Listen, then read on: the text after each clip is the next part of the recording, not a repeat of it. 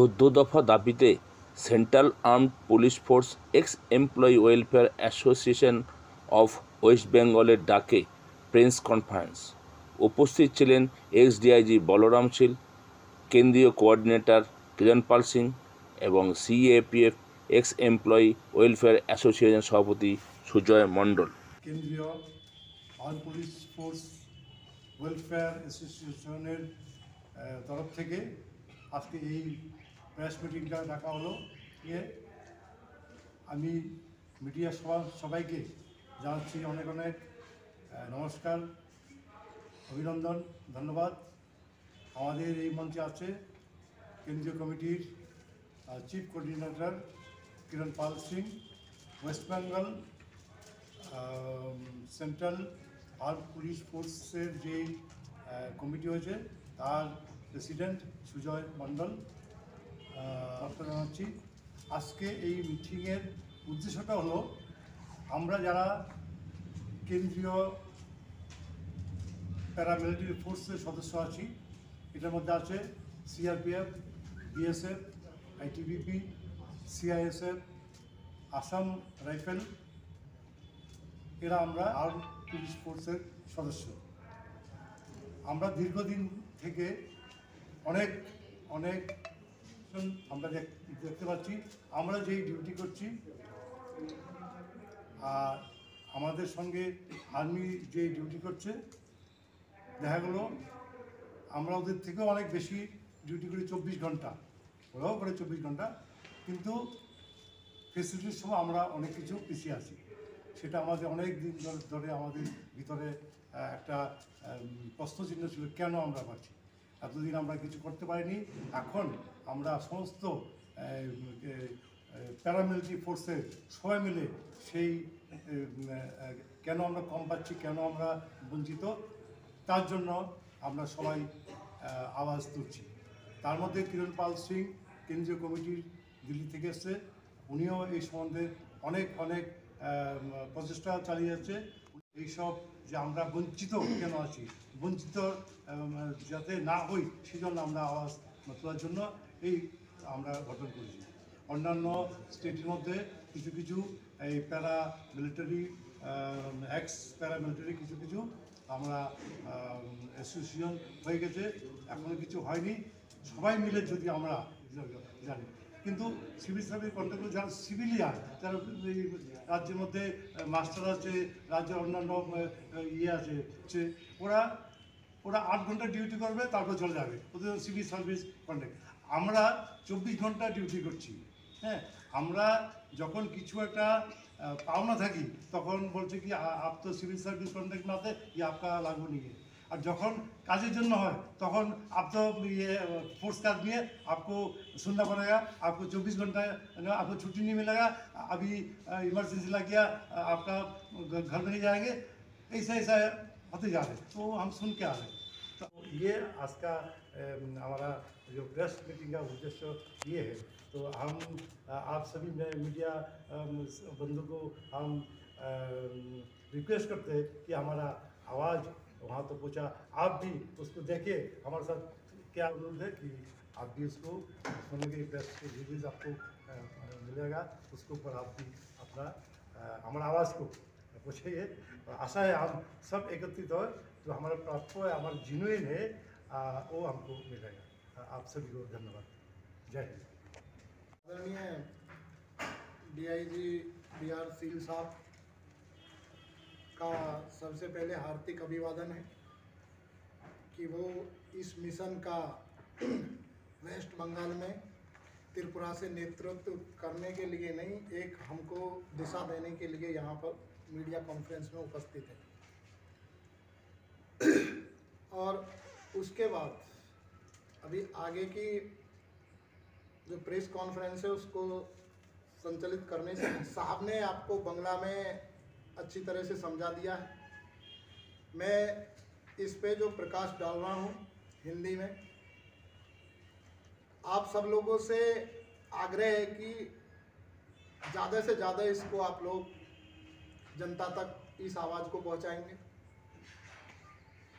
और ये जनता तक जब ये आवाज़ जाएगी तो जो पैरामिलिट्री फोर्स के हमारे जो सीमा रक्षक है, हमारे जो लोग हैं, पार्टी सरकार में कोई भी रही हो, लेकिन हमारे साथ बड़ी ही नाइंसाफ़ी हुई है। ये बड़े दुख की और बड़े कष्ट की बात है।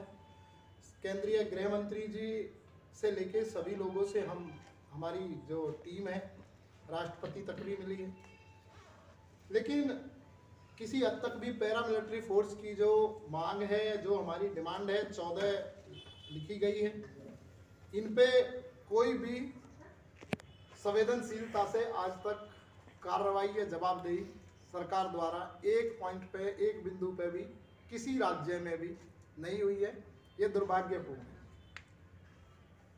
और ये मिशन आज बंगाल की जिस धरती से शुरू हो रहा है, मैं आपको याद दिलाना चाहता हूँ, हम ये नहीं कह रहे कि हम एक अनुशासन के दायरे वाले, बैरकपुर की इस धरती से और बंगाल की धरती से जो भी मिशन शुरू हुआ है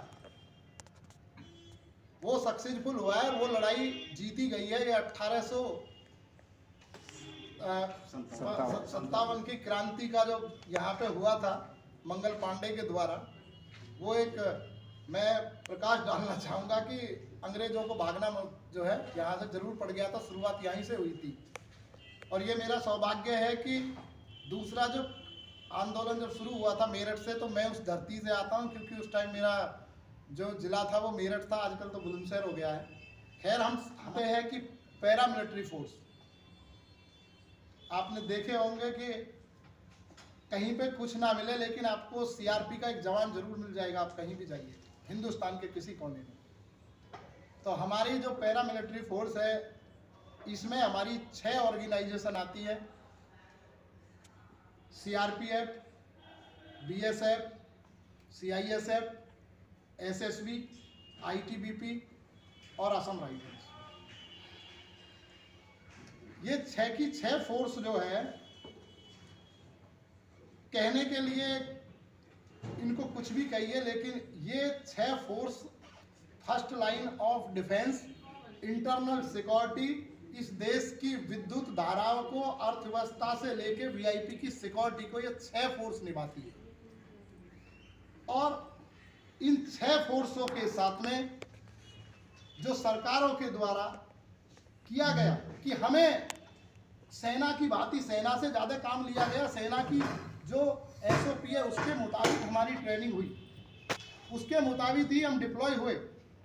लेकिन दुर्भाग्य की बात है कि हमारे ऊपर सीसीएस रूल यानी सिविल सर्विसेज रूल लगा दिया गया कि भाई आप लोग जो है, जो एक टीचर है या एक बैंक कर्मी है या एक ऑफिशियल मिनिस्ट्रियल स्टाफ है जो 8 घंटा में आ जाता है, आप अपने घर से चाहे कश्मीर या लद्दाख में रहो, लेकिन हम आपको वही मानते हैं। खैर, सरकारी कर्मचारी जो भी है, हम उसकी निंदा नहीं करते। वो देश की किसी न किसी संस्था में, इस देश की अर्थव्यवस्था में, इस देश को संविधान में वो भी एक अपनी भूमिका निभा रहा है। लेकिन हमारी जो भूमिका है वो जीवन समाप्त करने वाली भूमिका है। मैं आपको स्पष्ट बता दे रहा हूँ, हमारे रूल एंड एक्ट में लिखा है। और मैं आर्मी के साथियों को कहना चाहता हूँ कि उन्हें हमारा सहयोग देना चाहिए था, लेकिन सेना की किसी भी वेटरन्स ने अपने अधिकार की लड़ाई लड़ी। लेकिन जहाँ एक्ट में लिखा गया कि भाई union armoured forces of India, तो उन्होंने हमारा सहयोग ना करते हुए उन्होंने खुद को सशस्त्र सेनाओं में सम्मिलित कर लिया और हमको कह दिया कि भाई ये सेंट्रल आर्मर्ड पुलिस फोर्स है। मीडिया के मेरे प्यारे बंधुओं, मैं आपको आज बड़े इस एक अच्छे व्यू पे ले जाके अपनी बात को कहूँगा कि पुलिस के कवरेज में नहीं आता सर, सबको पता है। सेंट्रल गवर्नमेंट का इशू नहीं होता, पुलिस व्यवस्था का जो इशू होता है वो होता है स्टेट गवर्नमेंट का चैप्टर, लॉ एंड ऑर्डर। गृह मंत्रालय के अंदर जो भी है वो आर्मर्ड फोर्सेस होती है, जो कि लॉ एंड ऑर्डर से लेके तत्कालीन आपदा हो या कोई भी हो, उन प्रबंधक में काम करने वाली फोर्स। तो ये यूनियन आर्मर्ड फोर्सेस है। हम आज से अपने आप में, अब एक श्रीमान गृह मंत्री जी थे उस टाइम 2012 में, पी चिदम्बरम, हम बीजेपी की गलती नहीं बता रहे, उन्होंने भी हमारे साथ बहुत अच्छा किया है। 2004 में एक सरकार ने रूल बनाया कि भाई जितनी सिविल सर्विसेज रूल में सर्विस आती है, चाहे पुलिस हो, टीचर हो, बैंक हो, रेल हो, कोई भी हो, वो सब सर्विस को जितनी सिविल सर्विस में है उनको नॉन पेंशन स्कीम में लाइए। और बड़ा ढिढोरा पीटा गया कि भाई अब इनकी पेंशन बंद है और ये जो है शेयर मार्केट के ऊपर करोड़ों रुपए में कमाएंगे और देश की अर्थव्यवस्था मजबूत होगी और इनका सब कुछ चलेगा। लेकिन जो सिविल सर्विस करने वाला 8 घंटा ड्यूटी करके आता है भाई, भारत सरकार की कमेटी और IAS अफसर से मैं पूछना चाहता हूं कि जो 8 घंटा ड्यूटी करता है कोई भी कर्मी, वो या तो अपने घर के पास में पोस्टिंग रहता है, कोई दुकान करता है, कोई खेती करता है, कोई कुछ करता है, उनकी इकोनॉमी पे फर्क नहीं होता। लेकिन हमारा और भारतीय सेना का जो डिप्लॉयमेंट है वो उसी स्थिति में है, उसी से ज़्यादा उनकी छुट्टी साल में हमसे ज़्यादा है। हमें उनसे ज़्यादा दिन काउंटर इंसर्जेंसी और बॉर्डर्स एरिया में रहना पड़ता है, उनसे आगे रहने पड़ता है। हम भी वेतन और पेंशन पे ही निर्भर व्यक्ति होते हैं। क्यों हमारे साथ किया गया भाई ऐसा 2004 में? खैर हम 2004 से पहले थे और हम उस टाइम सर्विस में थे, हम आंदोलन नहीं कर सकते थे। संसद में जितने सांसद हैं, जितने MLA, इन्होंने अपनी पेंशन क्यों बंद नहीं करी? अपनी भी करनी चाहिए थी ना। इस पैरामिलिट्री फोर्स के शहादत देने वाले हमारे 36,000 जवानों ने इस देश में अपने प्राणों की आहुति देकर इस देश को एकत्रित किया। CRPF ने जूनागढ़ और जम्मू कश्मीर से लेकर जूनागढ़ हैदराबाद तक की रियासत को इस देश में सम्मिलित किया। असम राइफल्स ने पूरी काउंटर इंसर्जेंसी के साथ नॉर्थ ईस्ट को इस देश में कवर किया। क्या ये गलती थी? भारतीय सेना के साथ कौन नहीं लड़ा बॉर्डर पे? सब तो लड़े। वो हमारे बड़े भाई नहीं, हमारे जैसे है। बल्कि हम ये कहेंगे कि उनको हमें बड़े भाई कहना चाहिए, क्योंकि हमारे रूल एंड एक्ट में लिखा है कि जब तक हमारा लास्ट संतरी पोस्ट पे है और हम पोस्ट उनको इंटरनल वार में जब तक नहीं देंगे कि जब तक हमारा एक आदमी वहाँ पे जिंदा है, हमारा वो आदमी भी खत्म हो जाएगा, हम पोस्ट नहीं छोड़ सकते। शुरुआत हुई है।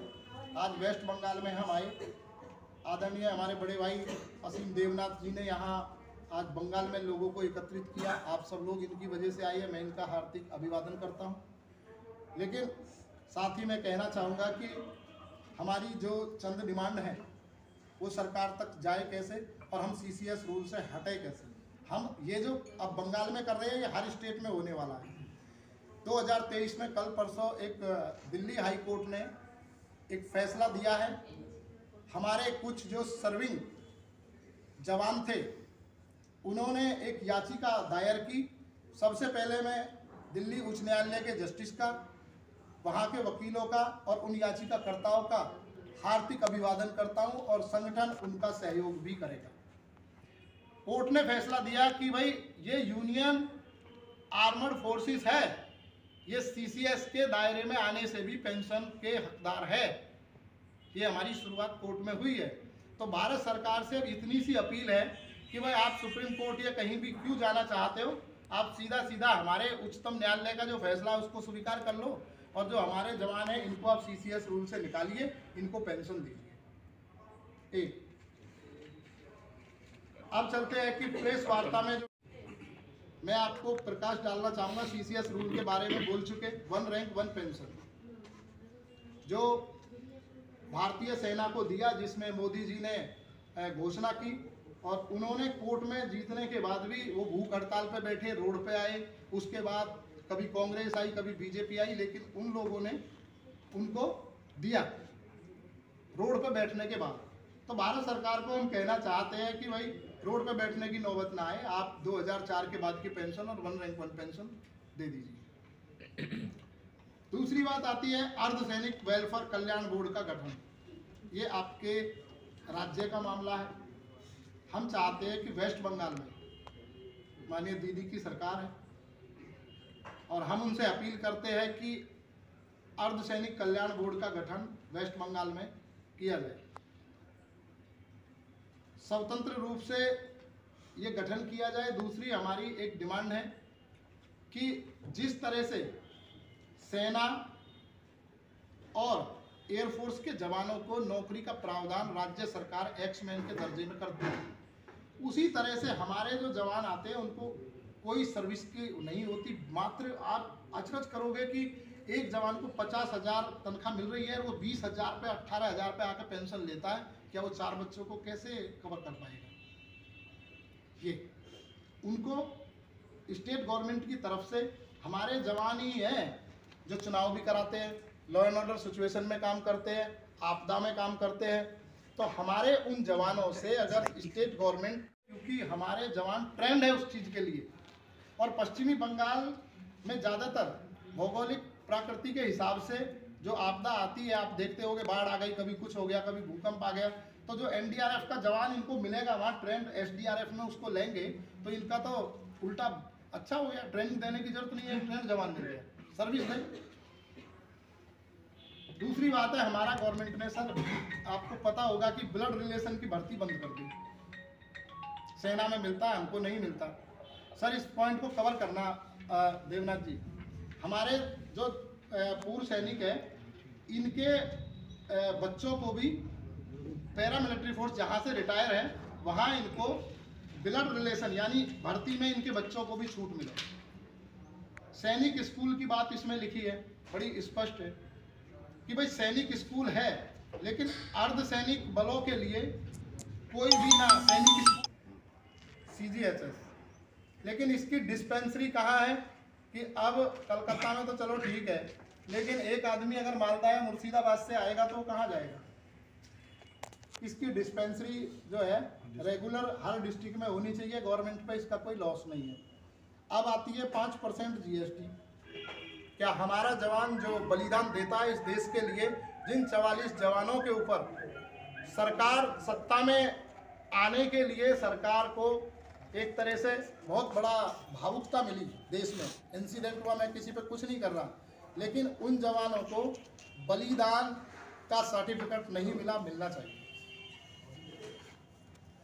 हमारे असम राइफल्स के 6 जवान शहीद होते हैं। असम राइफल्स पे सेना की कमान है और वहाँ पे जो कमांडिंग ऑफिसर है वो कर्नल है, लेकिन उस कमांडिंग ऑफिसर को वो सर्टिफिकेट मिल जाएगा, लेकिन उसी की जिप्सी में बैठे जो 6 जवान हैं उनको शहीद का दर्जा नहीं मिलेगा। तो क्या ये सौतेला व्यवहार नहीं दर्शाता? मुहिम शुरू हो चुकी है 2023 की शुरुआत से लेके 2023 के कुछ महीने तक हम इसी तरह सभी राज्यों में अपनी बात रखेंगे। अगर सरकार ने हमारी बातों पे विचार नहीं किया, हमसे चर्चा नहीं की, तो आगे आप लोग ये पूछना चाहोगे कि हम क्या करेंगे, तो मैं पहले ही बता देता हूँ, क्योंकि आप फिर मेरे से पूछोगे कि बताइए क्या करोगे। हम 7 महीने 8 महीने तक बिल्कुल हम जवाब सरकार से यही कर रहे हैं, वार्तालाप की शांति से ये मामला निपट जाए। उसके बाद में हमारी भूमिका इस देश में, हम 20 लाख से ज़्यादा परिवार हैं और हमें जो सरकार गिनती है कि ये छोटी सी संख्या में, चाहे स्टेट की सरकार हो चाहे कुछ, हमारी भूमिका बहुत बड़ी है। आप एक गांव में जाइए, वहाँ आपको 20 परिवार हमारे मिलेंगे। तो अगर 20 परिवार हमारे हैं और 20 परिवार हमारे रिश्तेदारों के, तो हम बहुत बड़ा नुकसान भी पहुंचा सकते हैं किसी हद तक, हम नहीं चाहते। तो अर्धसैनिकों की जो डिमांड मानेगा, अर्धसैनिक उसके साथ है। और ये तो अर्धसैनिक कल्याण बोर्ड का गठन इसलिए जरूरी है क्योंकि हमारी जो बहन है, कल किसी विधवा को दिल्ली ना जाना पड़े, वो अर्धसैनिक कल्याण बोर्ड गठन में जब हमारा कोई साहब बैठेगा, हमारे अधिकारी बैठेंगे, तो वो समस्या कलकत्ता में या बंगाल में खत्म हो जाएगी, तो दिल्ली नहीं जाएगा ना वो। और इस पर कोई गवर्नमेंट का पैसा खर्च नहीं हो रहा, ये फ्री। अपनी बातों को समाप्त करते हुए आप लोगों से चाहता हूं कि आप जो अगर मुझे बताना चाहे, यह मुझसे आप पूछना चाहे, मैंने अपनी बात रख दी है। और सौभाग्य है कि बंगाल से ये शुरुआत करी और आप इसको अच्छी शुरुआत कराएंगे तो ये बहुत अच्छा होगा। धन्यवाद। आपने सर आप एक बात बोले हैं, जो आपका अगर बात नहीं माना जाए तो आप कैंडल मार्च करेंगे। कैंडल मार्च से और गांधीवादी बातों से कि आपका समस्या का समाधान हो सकता है? नहीं मानेंगे तो इस बात को जो हमारा केंद्र का नेतृत्व है वो तय करेगा कि आगे क्या करना है, लेकिन अभी हमारा कोई गवर्नमेंट के खिलाफ विरोध करने का मतलब नहीं है। अभी हम चर्चा चाहते हैं, लेकिन 2024 के बाद में हमारे जो जवान रिटायर हो रहे हैं, हम उससे पहले चर्चा चाहते हैं। हम उसके बाद में चर्चा करके क्या करेंगे गवर्नमेंट से, वो तो हमारा तो मतलब ही खत्म हो जाता है। उससे पहले चाहते हैं। बहुत दिनों से आप सरकार से वार्तालाप कर रहे हैं, आपके जो दावी है हाँ इनको लेके अगर सरकार ये नहीं मानती है, जैसे बहुत दावी मानती है, कोई दावी मानती भी नहीं है, तो आप क्या करने जा रहे हो अगले? सरकार अगर नहीं मानती है किसी बात को, पहली बात तो जो हमारा अभी ये मैटर है ये सब जुडिशरी हो गया है जो 2004 के बाद वाला था।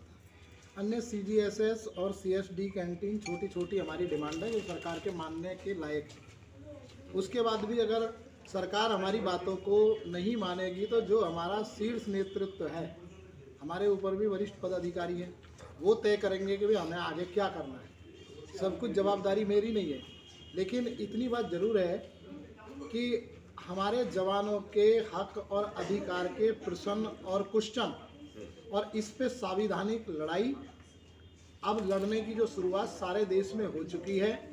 ये अधिकार लिए बगैर नहीं रुकेगी, न्यायपालिका से भी लेना पड़ेगा।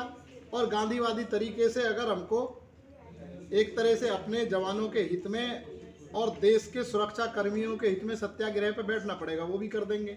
हमारे पास में वही है। बाकी हम कोई सरकार के खिलाफ कोई प्रोपेगेंडा या किसी पार्टी परिप्रेक्ष्य या राजनीतिक दल से हम कोई संबंधित इस पे चर्चा नहीं करेंगे। हम गैर राजनीतिक तरीके से अपनी बात सरकार से रख रहे हैं और माननीय अमित शाह जी को स्वयं इस बात की पता है, क्योंकि मैंने जितनी भी वार्तालाप उनके वरिष्ठ मंत्रियों से हुई है, मैंने बड़े स्पष्ट और बड़े खुशनुमा माहौल में उनसे चर्चा की है। हमारे माध्यम से